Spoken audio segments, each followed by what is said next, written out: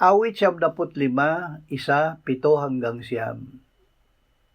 O halikayo, tayo'y umawit sa Panginoon, tayo'y sumigaw na may kagalakan sa malaking bato ng ating kaligtasan.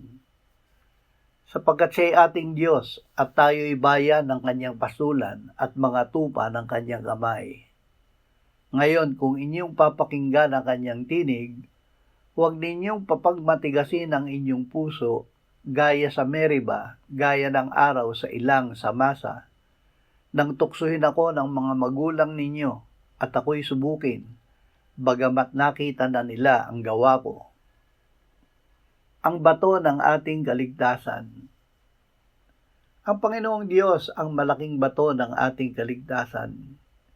Ibinigay niya ang kanyang anak na si Jesus upang tayo ay iligtas. Ang nakikinig at sumusunod sa salita ni Jesus ay nakatayo sa bato ng kaligtasan. Sinabi ng Panginoong Jesus, ang bawat nakikinig sa mga salita ko at ginaganap ang mga ito, ay matutulad sa isang matalinong tao na nagtayo ng kanyang bahay sa ibabaw ng bato. Bumagsak ang ulan at dumating ang baha.